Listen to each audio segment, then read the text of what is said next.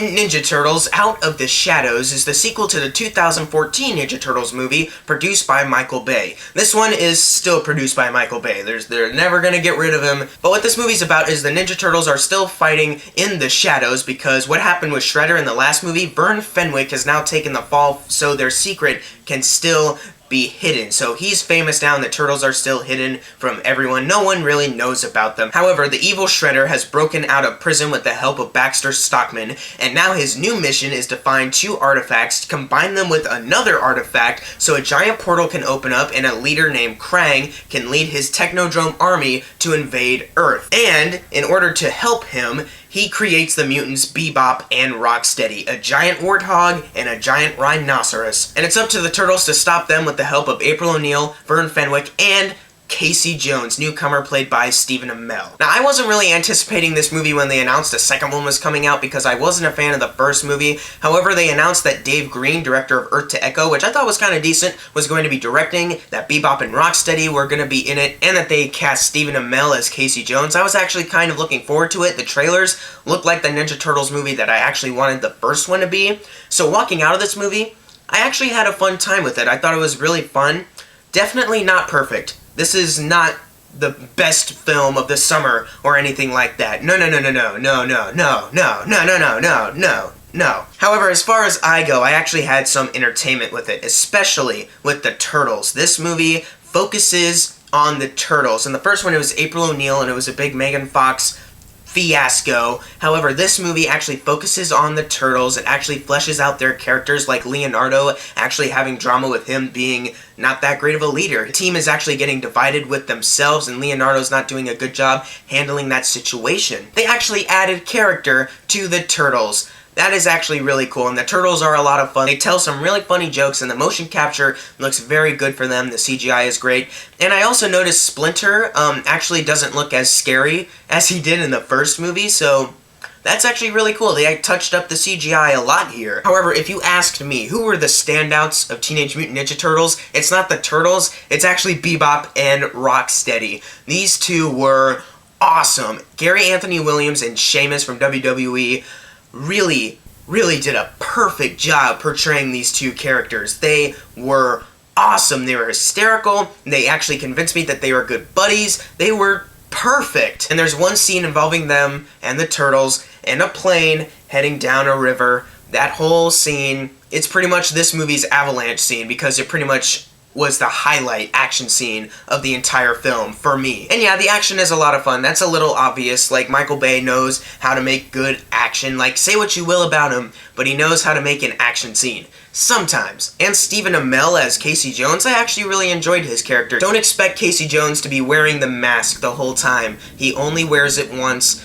Kinda sad. This is pretty much the origin of Casey Jones, so I wasn't that upset about it. I would like to see the character grow even more if they do make a Turtles 3. And of course see him wear the mask more and beat people up with hockey pucks and just the stick and beating him up by punching him in the face and all that. I just want to see Casey Jones be awesome. However, speaking of Casey Jones, let's move into one of my flaws with the movie, the human characters. They really aren't that interesting or that good.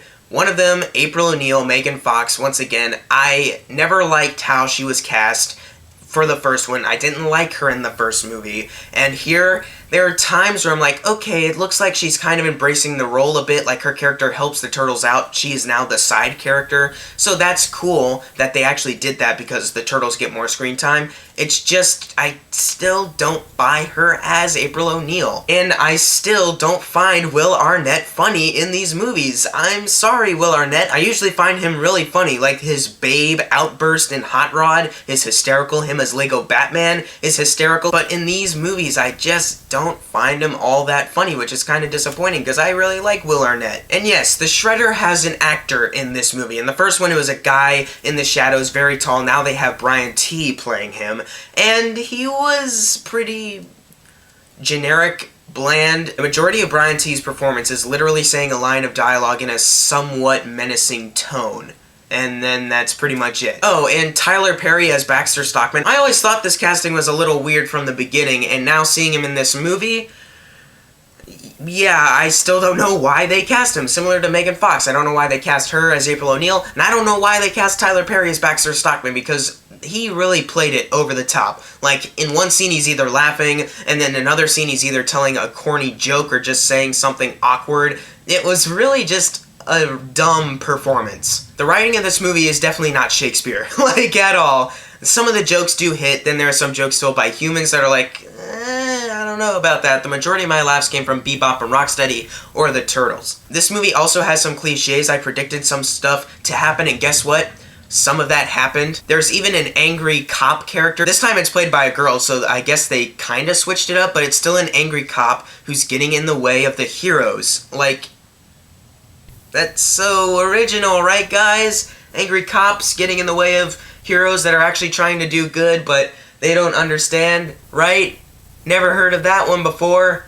Never. Also, this movie is so rushed. Like, this movie crammed in so many themes and elements, like the Turtles, Bebop and Rocksteady's introduction, Casey Jones's introduction, Baxter Stockman's introduction, April O'Neil scenes, Vern Fenwick scenes, having a somewhat relationship between Casey Jones and Megan Fox, even though they had like 2 scenes hinting at that. Like, all these things they had to put in the movie, and they just didn't juggle it well. One of them being the Krang Technodrome invasion subplot. Now, I enjoyed Krang in this movie. I thought the guy who voiced him, I'm forgetting his name at the moment, but he's the Easter Island head from Night at the Museum, and he's the blow-up fish, I'm forgetting his name too, from Finding Nemo. I thought he was very good in the role, and I thought Krang was pretty entertaining. The CGI looked pretty good.